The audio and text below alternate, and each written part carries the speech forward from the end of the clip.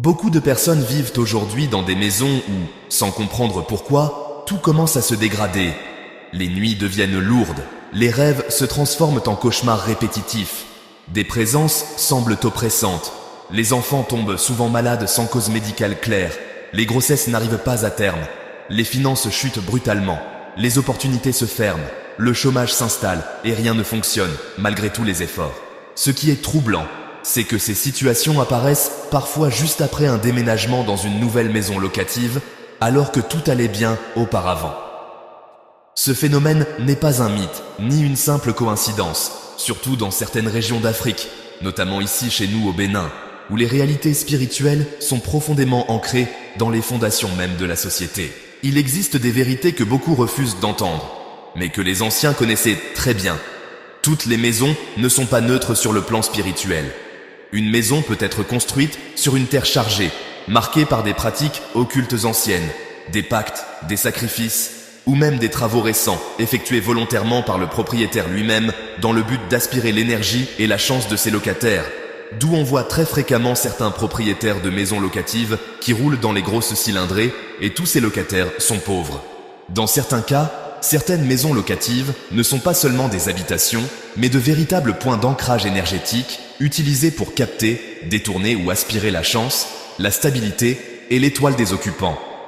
Cela peut sembler choquant, mais c'est une réalité vécue par de nombreuses familles qui, après avoir aménagé pleines d'espoir dans une belle maison, se retrouvent ruinées en peu de temps, comme si une force invisible vidait leur vie de toute lumière. Restez attentifs jusqu'à la fin, car ce que vous allez découvrir peut littéralement changer l'atmosphère de votre maison et protéger votre destinée. Dans certaines traditions spirituelles africaines, une maison est considérée comme un être vivant.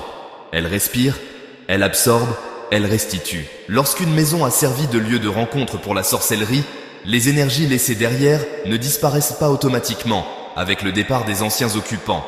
Elles restent imprégnées dans les murs, le sol, les angles, les portes et surtout dans les zones que l'on ne nettoie jamais physiquement.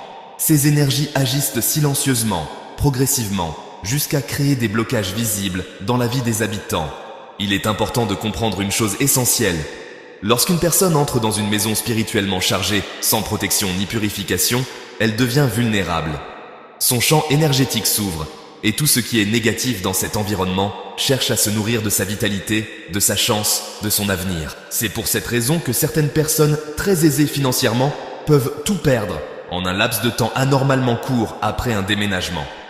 Les projets échouent, les relations se dégradent, la santé décline et une sensation d'échec permanent s'installe. Face à ces réalités, les traditions spirituelles n'ont jamais laissé les êtres humains sans solution. Parmi les plantes les plus respectées et les plus redoutées dans le monde spirituel, il y a une plante que beaucoup connaissent pour son parfum, mais dont peu connaissent la véritable puissance. Il s'agit de la citronnelle. La citronnelle n'est pas une simple herbe aromatique. Dans de nombreuses traditions anciennes, elle est considérée comme une plante sacrée, une plante de rupture, une plante de nettoyage profond. Elle agit à la fois sur le plan visible et invisible. Son énergie est incompatible avec les forces négatives, les entités errantes, les charges occultes et les vibrations lourdes. Là où la citronnelle est correctement utilisée, les énergies sombres ne peuvent pas rester. Ce que les anciens enseignaient, c'est que la citronnelle possède une vibration solaire très élevée. Elle éclaire spirituellement les lieux sombres, elle assèche les influences négatives et elle restaure l'équilibre énergétique d'un espace. Mais attention, ce n'est pas l'objet ou la plante qui agit seule, c'est l'intention, la régularité et le respect du principe spirituel qui font la différence. Si vous vivez des blocages inexpliqués, écoutez bien cette partie, car c'est ici que tout commence à changer. Dans les pratiques traditionnelles, la citronnelle est préparée avec patience. Elle est associée au temps, au cycle et à la constance. C'est pourquoi le travail spirituel lié à la purification d'une maison se fait sur une durée symbolique complète, du début à la fin d'un cycle hebdomadaire. Ce cycle représente la mort des anciennes énergies et la renaissance d'une nouvelle vibration dans la maison. La fumigation spirituelle, dans son sens symbolique, consiste à faire circuler l'énergie purificatrice de la plante dans chaque espace de vie, les pièces principales, les coins oubliés, les zones de passage, les seuils, les ouvertures. Spirituellement, cela signifie envoyer un message clair à l'invisible, cette maison n'est plus un terrain d'exploitation, mais un espace protégé, nettoyé et aligné. Au cœur de cette purification spirituelle, les anciens transmettaient une méthode simple mais redoutablement puissante, basée sur la citronnelle, une plante sacrée utilisée depuis des générations pour neutraliser les charges invisibles d'un lieu. Cette pratique ne relève pas du hasard, elle suit un ordre précis, un cycle complet, symbole de mort et de renaissance énergétique. Selon la tradition, on commence par rechercher une bonne quantité de citronnelle, fraîche, saine et non abîmée. Cette citronnelle n'est pas exposée au soleil, elle doit être séchée à l'ombre, car le soleil brûle l'essence subtile de la plante. Il faut attendre quelques jours pour que la plante puisse bien sécher à l'ombre ou à un endroit bien aéré, afin de conserver toute sa force vibratoire. Une fois sèche, elle devient un support spirituel, capable de porter et de diffuser une énergie purificatrice intense. Dans les traditions anciennes, cette citronnelle est ensuite utilisée comme encens spirituel, associé au feu, élément de transformation.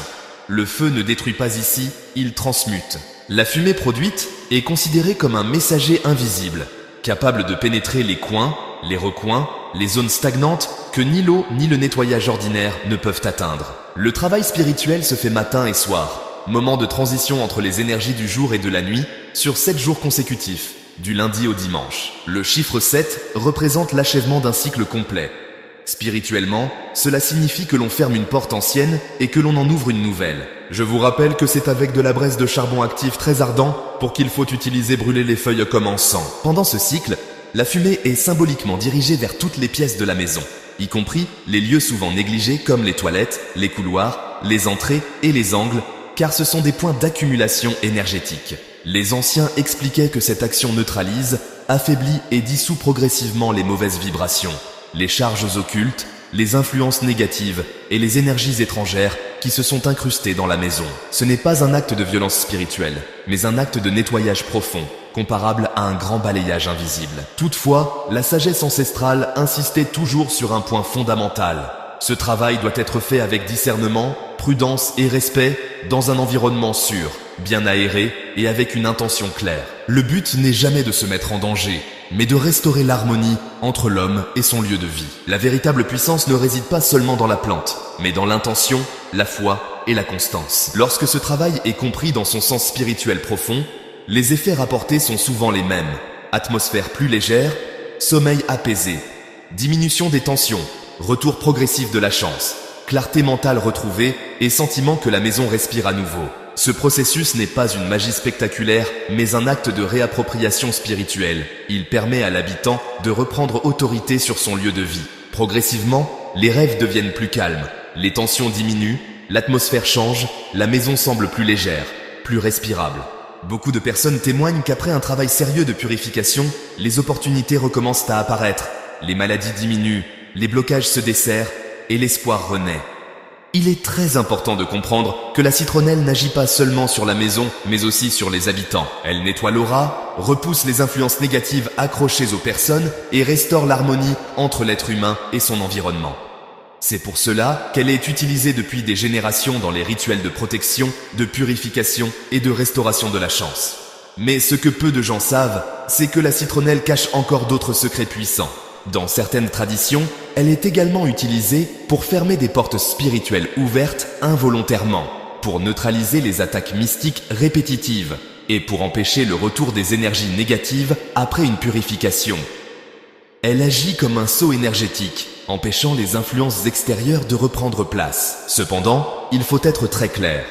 Aucune plante, aucun rituel, aucune pratique spirituelle ne fonctionne sans une prise de conscience. Habiter une maison purifiée demande aussi un changement d'attitude, de pensée et d'intention. La purification est un début, pas une fin. Elle ouvre la voie, mais c'est à l'habitant de maintenir une vibration positive par des paroles justes, des actions droites et une discipline intérieure. C'est pour cette raison que les anciens disaient toujours « Nettoie ta maison, mais nettoie aussi ton esprit ». Une maison purifiée ne peut pas rester propre si elle est constamment alimentée par la colère, la jalousie, la peur ou le désespoir. Dans une prochaine vidéo, je vous dévoilerai d'autres secrets cachés de la citronnelle, des usages encore plus profonds, connus seulement de certaines lignées spirituelles. Si vous êtes prêt à aller plus loin, écrivez « Je veux savoir » dans les commentaires. Pour terminer, si vous voulez aller au-delà de la purification et prendre réellement le contrôle de votre année, de vos finances, de votre réussite et de votre destinée spirituelle, je vous recommande fortement le livre numérique Le Code de la réussite en 2026. Ce livre n'est pas un simple e-book, c'est un guide spirituel puissant qui révèle des principes, des clés et des stratégies profondes pour briser les blocages, activer la chance et aligner votre vie avec la réussite durable. De nombreuses personnes l'utilisent déjà comme une boussole spirituelle pour avancer avec clarté et stabilité. Et ce n'est pas tout. D'autres livres numériques puissants sont également disponibles, chacun abordant des aspects essentiels de la vie spirituelle, de la protection, de la chance, de l'élévation personnelle et de la prospérité. Si vous sentez au fond de vous que votre vie doit changer, alors sachez que les outils existent. La question est simple. Êtes-vous prêt à reprendre le pouvoir sur votre maison, votre esprit et votre destinée ? Répondez-moi oui dans les commentaires.